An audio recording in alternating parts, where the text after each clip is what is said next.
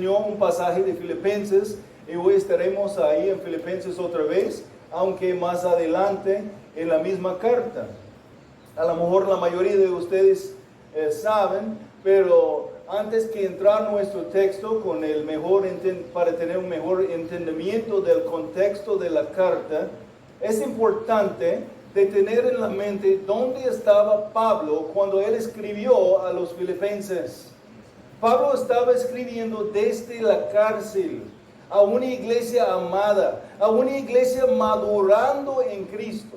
No perfecta, pero mostrando madurez. Y una iglesia preocupada por Pablo. Una iglesia que aún entre la carta podemos ver tenía ciertos problemas. Y él estaba escribiendo para corregir unos problemas. Pero en lo general fue una iglesia que estaba en este proceso de madurar. Y como Pablo estaba encarcelado, ellos estaban preocupados por él. Y aún enviaron un siervo entre ellos para apoyar a los un hermano de otro lugar sirviendo para apoyar a él, y él escribiendo a tal iglesia que escribió, porque había esta preocupación mostrado por el apóstol Pablo desde los que él sirvió en diferentes lugares. Pero Pablo escribió esta carta para animar a sus hermanos y para apoyarles tener una confianza en la soberanía de Dios aún entre tiempos difíciles. Si vamos a experimentar el gozo permanente en Cristo en todo tiempo, necesitamos entender necesitamos entender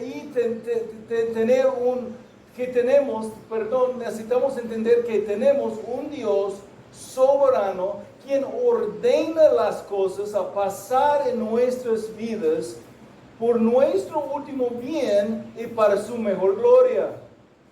Él está en control aún cuando pasen las cosas difíciles en nuestras vidas. Y aún podemos usar el término, algunos dicen que Dios permite pasar las cosas. Pero aún Dios ordena pasar dificultades en nuestras vidas. No como tentación, como Pastor Antonio está enseñando en la escuela dominical. No para tentarnos a pecar, pero como pruebas.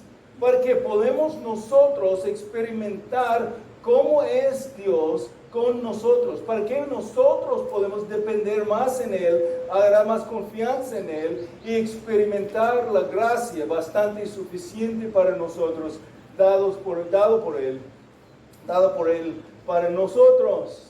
Ahora, por medio de la exposición del pasaje, que vamos a platicar de un tema muy importante. Vamos a platicar del proceso continuo hacia el crecimiento espiritual. El proceso continuo hacia el crecimiento espiritual. Dios nos salvó no solamente para escapar la pena de la muerte por nuestros pecados y sufrir por siempre en el infierno. Dios nos salvó para transformar nuestras vidas a la imagen de Cristo. Cristo, nuestro Salvador. Y para reflejar la gloria de Cristo en nuestras vidas. ¿Cuál es el propósito para que Dios nos salvó? Pues como creyentes fuimos predestinados para que fuéramos hechos conforme a la imagen de su Hijo, como dice Romanos 8:29. Él nos salvó para transformarnos a la semejanza de Jesús, para que en nuestras vidas podamos reflejar la gloria de Jesús, el carácter de Jesús, para que Él reciba la gloria. El carácter de la santificación del cristiano tiene un doble aspecto.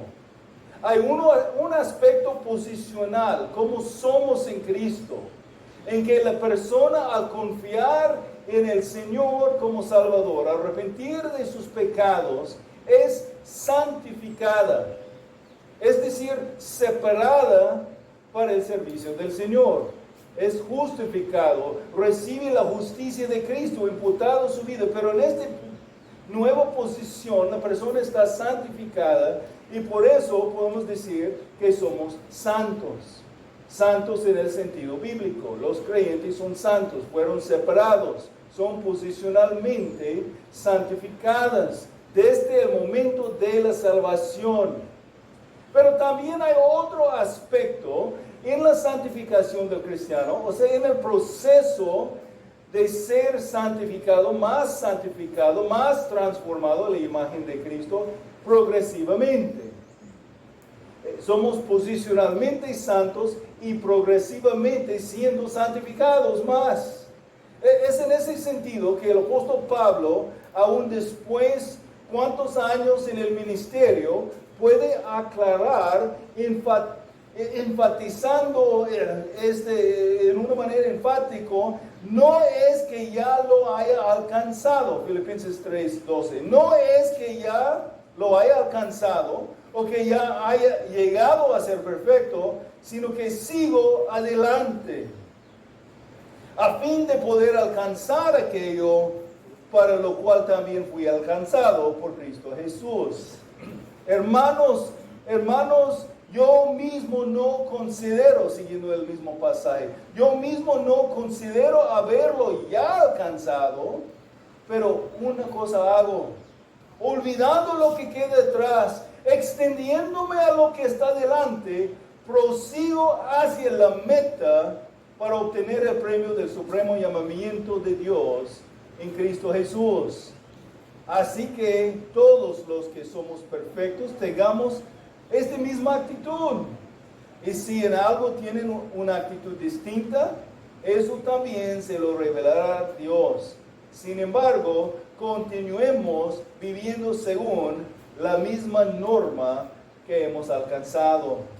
Señor, damos gracias por la bendición de tener tu palabra en nuestras manos y tener la oportunidad de abrir la palabra y permitir tu Espíritu ministrar la palabra a nuestros corazones.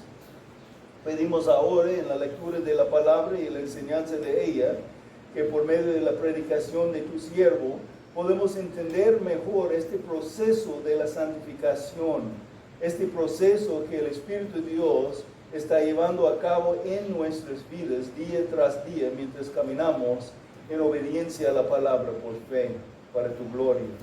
Pedimos, Señor, por los creyentes, mis hermanos en Cristo, para que este sermón puede ser para nuestra edificación.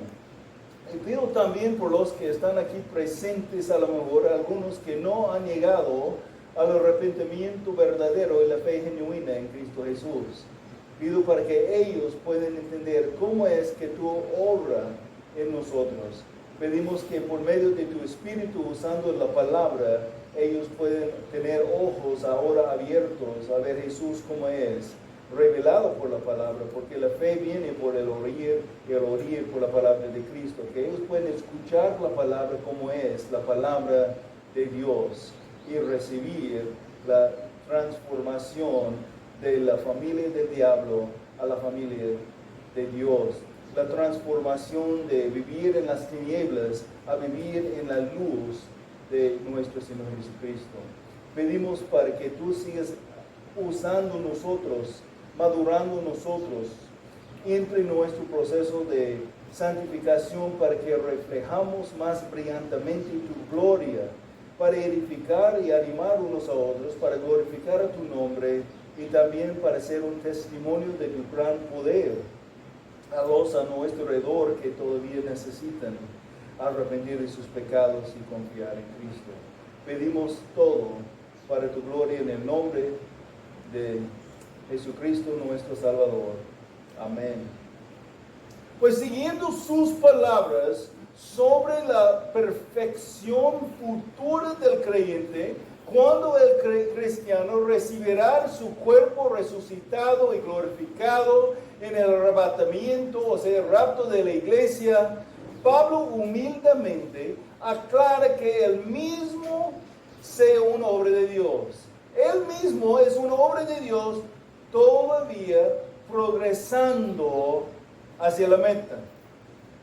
Con toda confianza en Cristo, a cumplir en Él lo que falta, Él mismo fue haciendo todo lo necesario en el poder del Espíritu Santo de llegar por fin al propósito para que fuera salvado.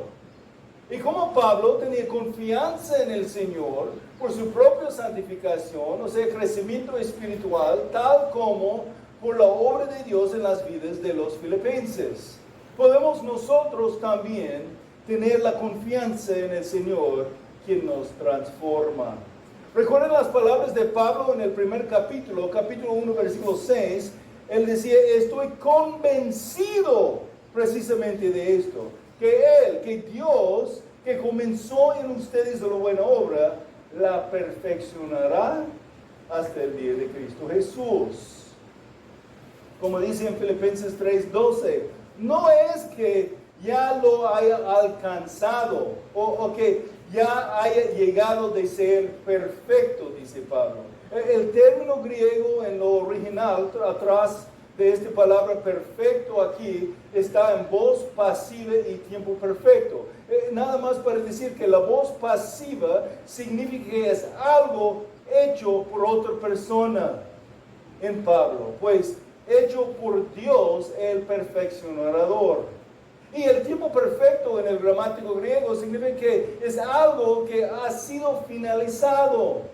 Es decir, que una perfección que no requiere ningún otro tipo de mejoramiento.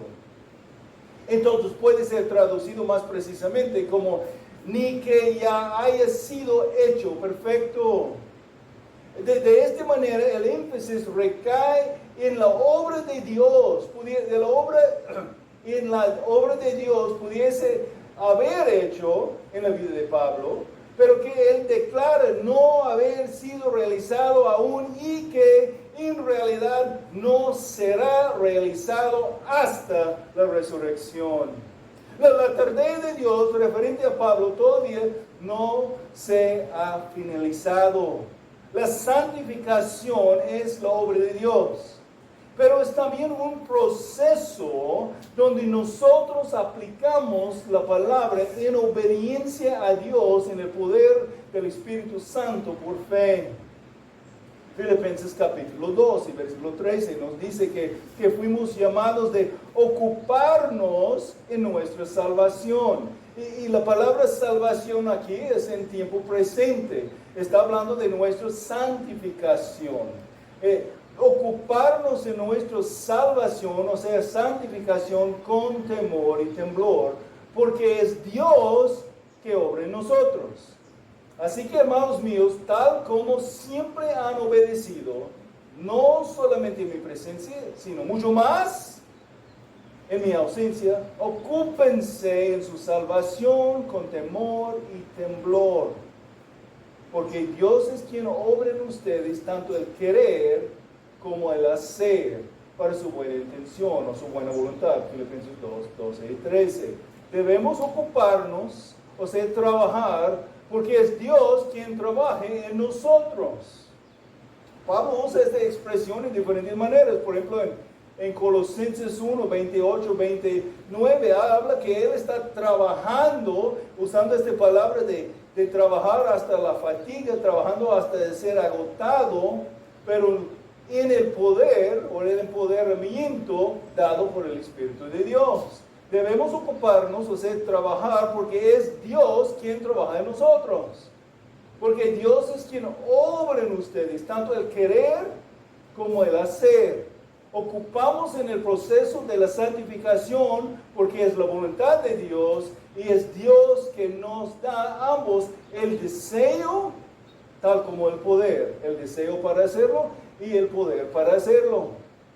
Necesitamos guardar este principio en nuestras mentes estudiando las palabras de Pablo en capítulo 3, 12 al 16. Otra vez a nuestro texto, Pablo sigue diciendo, no es que ya lo haya alcanzado o que haya llegado a ser perfecto, sino que sigo adelante a fin de poder alcanzar aquello para lo cual también fui alcanzado por Cristo Jesús, sino que sigo adelante. Aquí podemos ver el movimiento hacia la perfección, o sea, el movimiento hacia la madurez en Cristo, el crecimiento espiritual del creyente. Entonces, otra vez estamos platicando de un proceso, el proceso continuo hacia el crecimiento espiritual. Es un proceso, progresamos, debemos avanzar hacia la meta. Y aquí en versículo 12, en el ejemplo del apóstol Pablo, sacamos nuestro primer punto sobre el proceso continuo hacia el crecimiento espiritual. Primeramente debemos avanzar hacia la meta con la perspectiva correcta. Debemos avanzar hacia la meta con la perspectiva correcta. Entonces, ¿qué incluye una perspectiva correcta? Hay dos cosas incluidas en la perspectiva correcta aquí. Primeramente, una actitud humilde. Una actitud humilde. Pablo reconoció públicamente que él no ha llegado todavía a la meta. Versículo 12, no es que ya lo haya alcanzado o que ya haya llegado a ser perfecto. Y versículo 13, hermanos, yo mismo no considero haberlo ya alcanzado. Debemos adoptar la perspectiva correcta, como Pablo, sobre nuestro avance hacia la meta del crecimiento espiritual, cual incluye una actitud humilde. Hermanos, no hay lugar para orgullo. Los varones estamos estudiando una vez al mes un libro sobre el orgullo. Es sobre el orgullo y cómo combatir el orgullo, cómo ser más humildes.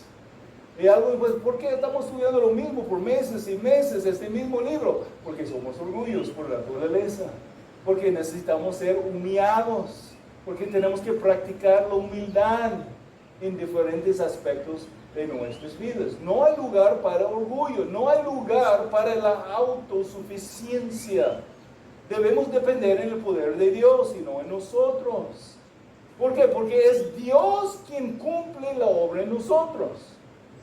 Él nos da el deseo de avanzar y el poder de hacerlo. Entonces no tenemos razón de ser orgullosos. Debemos también reconocer nuestras propias deficiencias espirituales. ¿Dónde están nuestros lugares donde podemos ser más tentados? ¿Dónde están nuestras debilidades, nuestras deficiencias? Somos obras todavía en proceso. Ninguno de nosotros hemos llegado a la perfección, ni aún el apóstol Pablo. Ustedes no han llegado y yo no he llegado tampoco. Una de las frases que era favorito de pastor Mike, mi pastor ahí en Estados Unidos, que plantó la iglesia contra Israel, era de usar la ilustración que es como estamos en el horno todavía.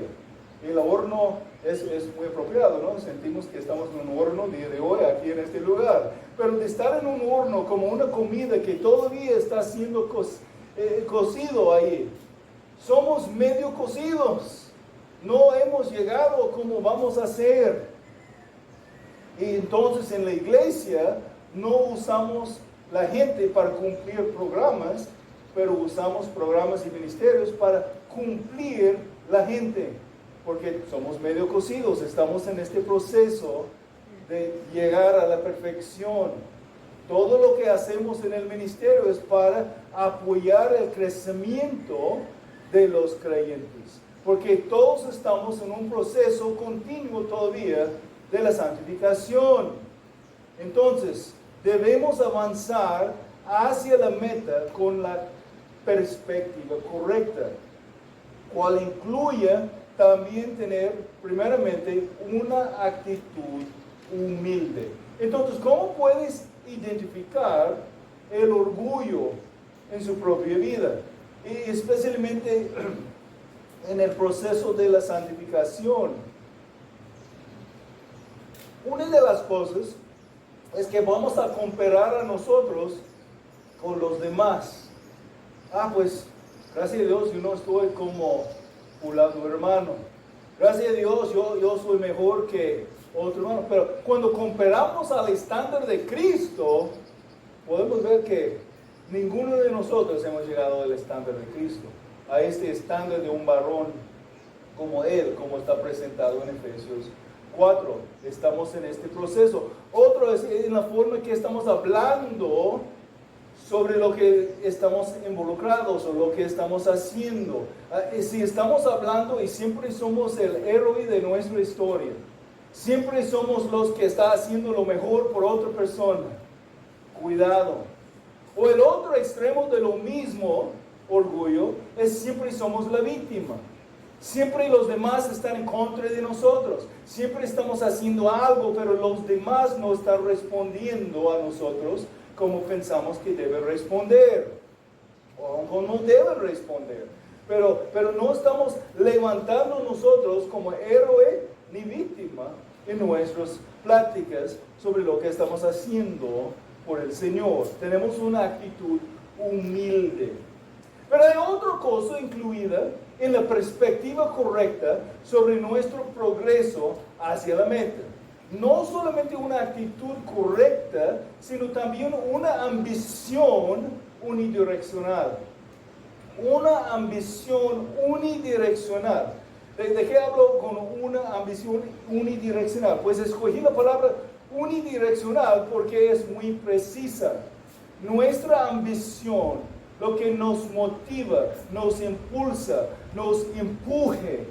Nuestra ambición debe ser concentrada a la meta, al blanco, o sea, el propósito. No es que ya lo haya alcanzado o que ya haya llegado a ser perfecto, sino que sigo adelante a fin de poder alcanzar aquello para lo cual también fui alcanzado por Cristo Jesús. Hermanos, yo mismo no considero haberlo ya alcanzado, pero una cosa hago, olvidando lo que queda detrás y extendiéndome a lo que está delante, que prosigo, o sea que sigo adelante por ver si logro, o más precisamente a fin de poder, por el propósito de poder alcanzar aquello para lo cual también fui alcanzado por Cristo Jesús. Y versículo 13, otra vez, pero una cosa hago, olvidando lo que queda atrás, extendiéndome a lo que está delante. Una cosa hago, una ambición unidireccional. El problema por algunos es que no hay ambición en la vida cristiana. Están levantando, están viviendo sus vidas todos los días y ni concentrando ni pensando cómo puedo yo crecer en mi vida espiritual, cómo puedo yo ser más santificado, cómo puedo yo reflejar mejor la gloria de Cristo en mi vida. Algunos piensan que Dios haga todo y no hay razón de participar con el Espíritu Santo en estudiar y obedecer la palabra. Es correcto, Dios haga todo para salvarnos. Sin la regeneración de nuestra alma, sin que Dios da nueva vida, no vamos a ser salvos. Pero en la santificación, aunque Dios está haciendo la obra, Él está dándonos el poder, Él está dándonos el deseo, tenemos que obedecer la palabra de Dios en el poder del Espíritu Santo para su gloria. Por fe, estamos participando. No estamos diciendo, Dios, por favor, cámbiame para ser como Jesús y yo no voy a hacer nada. Y esperar que Dios va a hacer todo. No es que estamos haciendo 50% y otro 50%, tampoco. Él está dándonos aún el poder para hacerlo, el deseo de hacerlo. Todo viene de Dios, pero tenemos que responder por fe. Tenemos que confiar en Dios y obedecer la palabra que Él donde nos dice y es su voluntad que necesitamos hacer. Algunos hermanos tienen mucha ambición en sus estudios en la escuela, para sus logros profesionales, pero no quieren poner nada de fuerza hacia su propio crecimiento espiritual. Es Dios quien cumplirá la obra, pero el mismo Dios nos da el querer, o sea, el deseo, tal como el hacer, o sea, el poder de hacerlo. Si no hay deseo para el crecimiento espiritual, es posible que no haya vida espiritual todavía. No es siempre así. No podemos decir que no, pues ahorita en la vida de alguien, ahorita no veo el deseo como debe ser, entonces a lo mejor ni es algo. Porque a veces algunos pueden concluir algo así muy rápido. Pero si no hay nada de deseo, si tú no quieres crecer, si tú no quieres reflejar mejor la gloria de Dios, si tú no quieres obedecer al Señor, tienes que considerar posiblemente no haya vida espiritual todavía en tu vida, porque Dios nos da el deseo como el poder de hacerlo. Pero también también la ambición espiritual, esta ambición crece como el hambre cuando uno empieza a desarrollar un apetito, con la palabra de Dios, con el platicar con Dios, con el adorar a Dios. Entonces, a veces hay personas que tienen un deseo, pero no entienden el poder que tienen, y el deseo no está creciendo porque ellos no están leyendo la palabra de Dios. Ellos no están platicando con Dios con oración. Ellos no están adorando al Señor. Y lo más que practicamos las disciplinas espirituales, lo más que crece el deseo. El Espíritu de Dios usa la palabra para acercarnos a Cristo y aumenta este deseo de estar con Cristo, adorar a Cristo, comunicar con Dios. Saboreando a Jesús siempre causa una aumentación en el deseo para Jesús. Igual que cuando comimos algo que no hemos comido antes, es un nuevo sabor y comimos más y ese deseo por tal comida está ahí porque ahora sabemos cómo es el sabor. Antes que saber cómo es, no hay deseo. Y cuando pasamos tiempo caminando con el Señor, comunicando con el Señor, adorando al Señor, el deseo de estar con el Señor y ser transformados a la imagen del Señor va a crecer. Tristemente hay demasiados cristianos que están intentando de satisfacer el hambre con cosas que no pueden satisfacer. Y busquen por aquí y por allá otras cosas para rellenar su tiempo de tratar de sentir satisfechos con la vida. Y sin Cristo no van a ser satisfechos. Cosas que solamente van a reducir el apetito espiritual en lugar de desarrollarlo. ¿Cómo estás usando tu tiempo, tu energía, tus talentos, dones, experiencia, capacidades, tus tesoros? ¿Dónde estás invirtiendo tu tiempo, tu energía? ¿Dónde está siendo utilizado? ¿Dedicas más tiempo, más energía, más de sus pensamientos a sus trabajos, a sus estudios, a sus pasatiempos y entretenimiento? ¿O a la palabra de Dios y conociendo más a Cristo y reflejando a Cristo? ¿Dedicas más tiempo a tu salud físico? No hay problema de hacer ejercicio y tener cuidado con la salud física. Pero si esto convierte en algo que mantenga más tiempo perseverando en cuidar mi salud física que mi salud espiritual, pues puede ser que ha convertido en un ídolo en tu vida. Debemos avanzar hacia la meta con la perspectiva correcta, que incluye una actitud humilde y una ambición unidireccional. También debemos avanzar hacia la meta con el propósito correcto.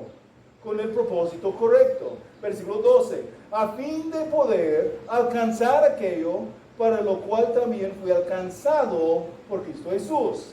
Sin conocer el propósito correcto, nunca va a alcanzarlo. Versículo 12 está enfatizando esto. Debemos avanzar hacia la meta con el propósito correcto. Conociendo el propósito correcto, primeramente dictará lo que sea su meta en la vida. Conociendo el propósito correcto, dictará lo que sea su meta en la vida. En las competencias de arco y flecha, todos apuntan al centro del blanco.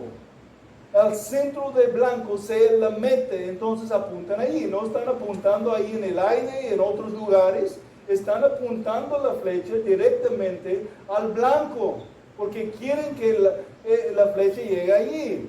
Si nosotros vamos a pegar el blanco en el crecimiento espiritual, debemos conocer la meta. Y la meta está declarada a nosotros en Romanos 8, 28 y 29. Nos anuncia claramente lo que es la meta. Y sabemos que para los que aman a Dios, todas las cosas cooperen para bien, esto es, para los que son llamados conforme a su propósito. ¿Qué es su propósito? Porque a los que de antemano conoció, también los predestinó a ser hechos conforme a la imagen, la semejanza de su Hijo, para que Él sea primogénito entre muchos hermanos. La semejanza de la imagen del Señor Jesucristo es la meta. Entonces, puedo preguntarte, ¿para qué fuiste salvado? ¿Cómo vas a responder? No, pues fuiste salvado para que no tengo que ir al infierno. Es verdad, pero este no es el propósito total. Dios no te salvó solamente para que puedas escapar la pena del pecado. Dios te salvó para transformar tu vida a la imagen de Jesús. Debemos avanzar hacia la meta con el propósito correcto. Primeramente, conociendo el propósito correcto, dictará lo que sea su meta en la vida. También conociendo el propósito correcto, determinará su manera de vivir. Conociendo el propósito correcto, determinará su manera de vivir. Alguien quien prepara para competir en las Olimpiadas, cuida su dieta y hace los ejercicios para disciplinar su cuerpo con al fin ganar el premio, quiere el oro. Lo mismo debe ser, ¿verdad?, en la vida cristiana. Disciplinamos a nosotros en nuestra manera de vivir para crecer espiritualmente. Desarrollamos las disciplinas espirituales. Estamos orando, estamos leyendo, estamos meditando en la palabra de Dios. Estamos aprovechando la comunión y compañerismo entre la familia de Dios. Estamos poniéndonos bajo el liderazgo que fue dado a la iglesia para dirigir nuestras vidas y instruir nuestras vidas. Estamos aprovechando y practicando las disciplinas espirituales para mejorar nuestro crecimiento espiritual. Dejamos todo que nos impide, cosas pecaminosas, tal como cosas que son distracciones desde la meta, sino que sigo adelante a fin de poder alcanzar aquello para lo cual también fui alcanzado por Cristo Jesús. 1 Corintios 9, 24-27, Pablo dice, ¿no sabe que los que corren en el estadio, todos en verdad corren, pero solo uno obtiene el premio? Corren de tal modo que ganan. Y todo el que compite en los juegos se abstiene de todo. Ellos lo hacen para recibir una corona corruptible, pero nosotros una incorruptible. Por tanto, yo de esta manera corro, no como sin tener meta, de esta manera peleo, no como dando golpes en el aire, sino que golpeo mi cuerpo y lo hago mi esclavo, no sé que habiendo predicado a otros, yo mismo sea descalificado. Es decir, que estamos disciplinando a nosotros, estamos llevándonos bajo la sumisión a Dios en el Espíritu por medio de su palabra, porque queremos que en nuestro cuerpo, este ser, en todo nuestro ser, sea para la gloria de Dios. Vamos a abstener de cosas pecaminosas, pero también vamos a abstener de cosas que pueden distraernos y robar todo nuestro tiempo para que podamos enfocar en la palabra, en Cristo mismo, para ser transformados día a día más como Él. Y como Él mencionó, no ser descalificados en lo que estamos haciendo. No queremos vivir de tal manera que trae una marca negra, un mal testimonio a lo que es el cristianismo. En las palabras del autor de la carta a los Hebreos, él decía de esta manera, Hebreos 12, 1 y 2. Por tanto, puesto que tenemos en derredor tan gran nube de testigos, despojémonos también de todo peso y del pecado que tan fácilmente nos envuelven, No solamente los pecados, pero aún los pesos, las cosas que impiden el progreso, tan como fácilmente nos envuelve, y corramos con perseverancia la carrera que tenemos por delante. Tenemos un hermano que está aprendiendo a correr ahora, ya la semana pasada, está corriendo con más perseverancia, ¿no? Porque está poniendo su cuerpo en sumisión a su deseo de correr más. Ese es algo que tenemos que forzarnos, pero no estamos forzándonos en la vida cristiana por nosotros mismos en el poder de la carne. Estamos utilizando el poder que Dios nos da. Y corremos con perseverancia la carrera que tenemos por delante, puestos los ojos en Jesús, el autor y consumador de la fe, quien por el gozo puesto delante de él soportó la cruz, despreciando la vergüenza, y se ha sentado a la diestra del trono de Dios. Tenemos que ver a Jesús, Él es la meta. Vamos a llegar con Él, vamos a ser transformados de ser como Él. Debemos avanzar hacia la meta con el propósito correcto. Conociendo el propósito correcto, dictará lo que sea su meta en la vida y también determinará su manera de vivir. Debemos avanzar sobre la meta con la perspectiva correcta, el propósito correcto y ahora el proceso correcto. Debemos avanzar hacia la meta con el proceso correcto. ¿Cuál es el proceso?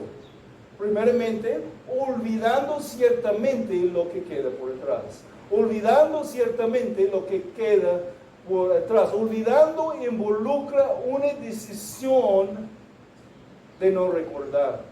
¿Me entiendes? Hay cosas que no podemos borrar de la mente, pero decidimos a no permitir las cosas siempre revolver en la mente. Decidimos no estar ahí pensando y meditando en las cosas que pasaron por detrás. Debemos decidir a olvidar, por ejemplo, los pecados pasados. No estamos controlados por los pecados pasados que fueron perdonados. Isaías 38, versículo 17, dice: por causa de mi bienestar tuve gran amargura. Eres tú quien ha guardado mi alma del abismo de la nada, porque echaste tras tus espaldas todos mis pecados. Está hablando de Dios. Dios ha echado nuestros pecados atrás de Él. Eso es el perdón completo de Dios. ¿Sabes qué? Aunque Dios siempre conoce todo, Él es omnisciente. Él conoce todo antes y después que pasó. Pero Él decide de no traer a la memoria tus pecados perdonados. Jeremías 31:34. No tendrán que enseñar más cada uno a su prójimo y cada cual a su hermano, diciendo: conoce al Señor, Jeremías 31:34, porque todos me conocerán, desde el más pequeño de ellos hasta el más grande, declara el Señor, pues perdonaré su maldad, y no recordaré más su pecado. Dios no puede borrar todo de su mente. Él conoce todo, pero Él decide no recordar. Él decide de no estar meditando en nuestros pecados, pensando en nuestros pecados. Podemos ver otra vez en Salmo 103, versículo 12.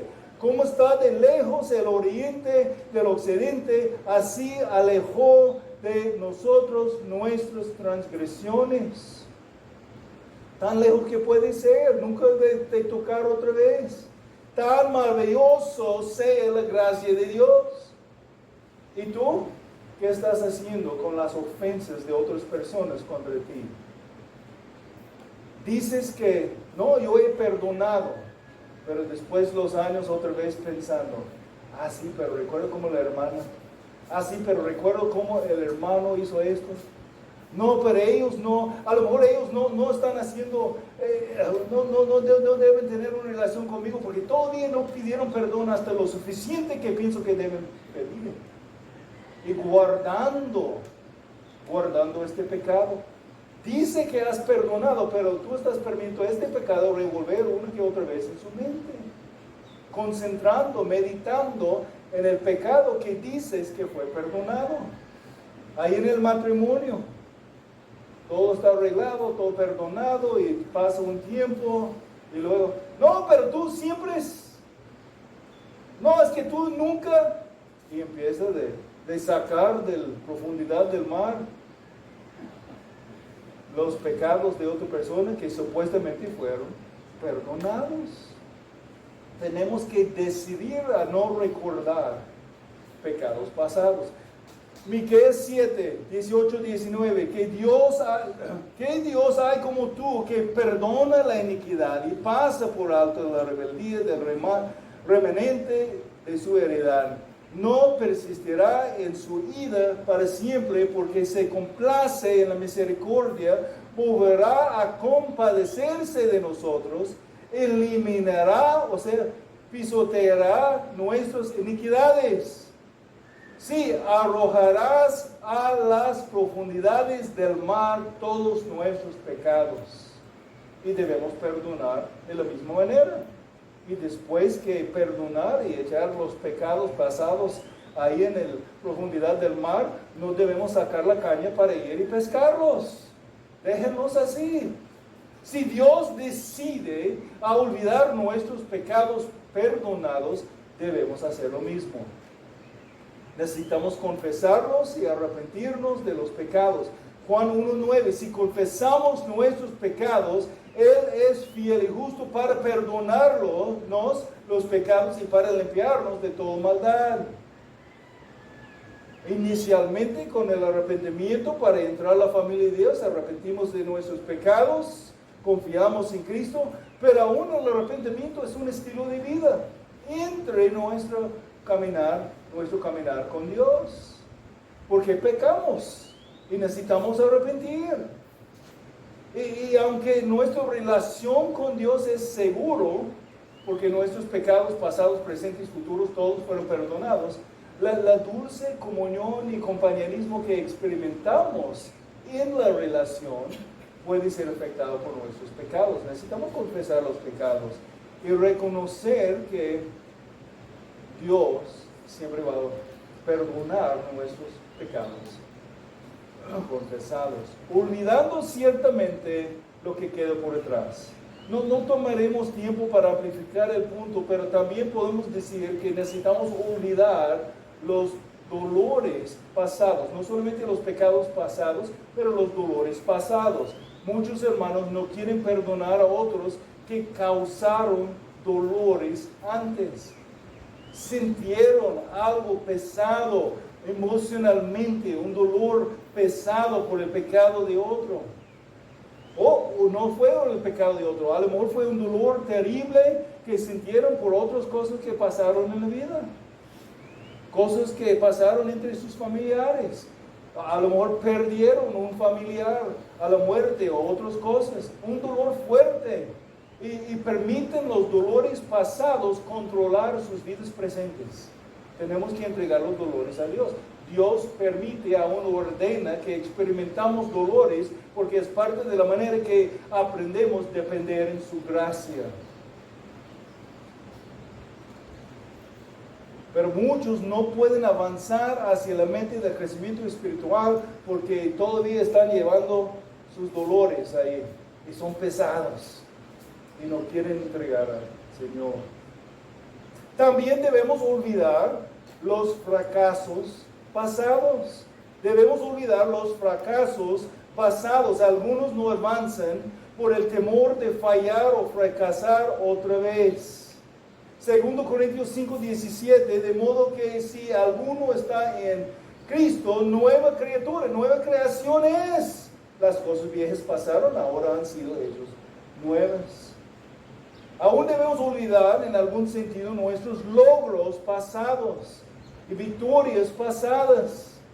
Aunque ellos pueden servir como motivación para seguir adelante, a veces podemos ser tentados de vivir en la gloria de las victorias pasadas y nuestros logros pasados en lugar de avanzar adelante. Es como algunos dicen, pues yo servía al Señor en aquellos tiempos. Antes yo estaba haciendo esto, Antes yo estaba muy involucrado en la iglesia, enseñando a los niños. Antes yo estaba, pero ¿qué está haciendo ahora?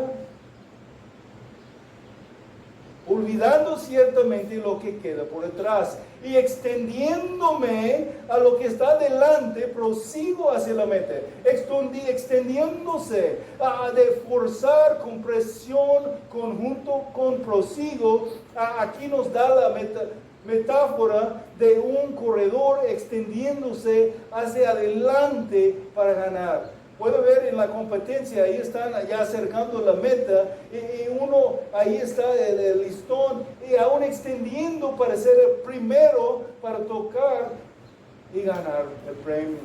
Extendiéndose, muestra determinación, persistencia, corriendo, forzando adelante, hasta sufre un tropezón, se cae, pero forzando su cuerpo adelante, gatea y después pelea para levantar otra vez y correr con todo lo que tiene hacia el fin de ganar el premio.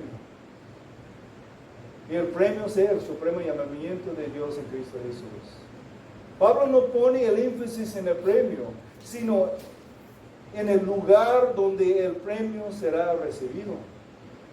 Perder la meta significa perder el premio. Por eso Pablo tiene su mirada absolutamente fijada en la meta, Cristo Jesús, como leemos ahí del autor de Hebreos, en Hebreos 12, con los ojos puestos en Jesús. Filipenses 1:21, pues para mí el vivir es Cristo y el morir es ganancia. Debemos avanzar hacia la meta con la perspectiva correcta, una actitud humilde y ambición unidireccional. Debemos avanzar hacia la meta con el propósito correcto. Conociendo el propósito correcto, dictará lo que sea su meta en la vida y determinará su manera de vivir. Debemos avanzar hacia la meta con el proceso correcto, olvidando ciertamente lo que queda atrás y extendiéndose a lo que está delante, prosiguiendo hacia la meta Cristo Jesús. Y por último, debemos avanzar en la pista correcta. Debemos avanzar en la pista correcta. Así que todos los que somos perfectos, o sea, maduros, tengamos esta misma actitud. Y si en algo tienen una actitud distinta, eso también se lo revelará a Dios. Sin embargo, continuemos viviendo según la misma norma que hemos alcanzado. Primeramente, en avanzar en la pista correcta, debemos desarrollar la actitud sobre el crecimiento que sea la semejanza de Cristo. Debemos desarrollar la actitud sobre el crecimiento que sea en la semejanza de Cristo. Así que todos los que somos perfectos, o sea, maduros, pues ya sabemos por el texto que ni Pablo era perfecto, como sin pecado, todavía. Pero la palabra aquí significa como maduros. Esto mismo sintamos, o sea, tengamos esta misma actitud. Luego viene a la mente la unidad de pensar, la unidad de actitud que Pablo nos llamó a tener en capítulo 2, versículo 11. Hagan completo, Filipenses 2, empezando en versículo 2.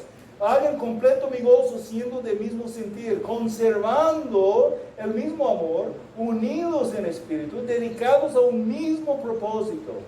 No hagan nada por egoísmo o por vanagloria, sino que con una actitud humilde, cada uno de ustedes considere el otro como más importante que a sí mismo. No buscando cada uno sus propios intereses, sino más bien los intereses de los demás. Haya pues en ustedes esta actitud, esta manera de pensar que hubo también en Cristo Jesús. Debemos desarrollar la actitud sobre el crecimiento que sea en la semejanza de Cristo y debemos demostrar acciones mientras creciendo que sean en la semejanza de Cristo. Desarrollar la actitud sobre el crecimiento y demostrar acciones mientras creciendo que sean en la semejanza de Cristo. Pues el texto nos dice, continuemos viviendo según la misma norma que hemos alcanzado, de tener consistencia, o sea, conformidad entre nuestro proclamar y nuestro progreso. Lo que decimos que son nuestras creencias y nuestra forma de caminar. Lo que proclamamos y lo que practicamos. Lo que son nuestras enseñanzas y lo que es nuestro ejemplo. ¿Están de acuerdo? ¿O estamos predicando una cosa y practicando otra cosa? Estamos diciendo que creamos algo, pero nuestra forma de caminar muestra que realmente no creamos lo que decimos creamos. ¿Estamos proclamando una cosa y practicando otra cosa? Hermanos, ¿cómo está su vida? Tenemos que analizar cómo estamos en este proceso. Nuestras acciones y nuestras reacciones deben ser muestras de cómo estamos siendo transformados a la semejanza de Jesús. Debemos demostrar acciones mientras creciendo que sean en la semejanza de Cristo. Continuemos viviendo según la misma norma que hemos alcanzado. Si tú eres cristiano, cristiana, Dios te salvó para reflejar su gloria en transformarte a la semejanza de Cristo. ¿Esa es la meta? Y todo lo que estamos haciendo, decidiendo, debe apoyarnos a llegar a la meta. Si tú no eres creyente todavía, Dios te está invitando a conocerle, a Él, y empezar este proceso de la transformación de tu vida. Empieza con el arrepentimiento de tu pecado y confiar en Cristo Jesús como es, revelado a nosotros por su palabra y su obra en la cruz de Calvario.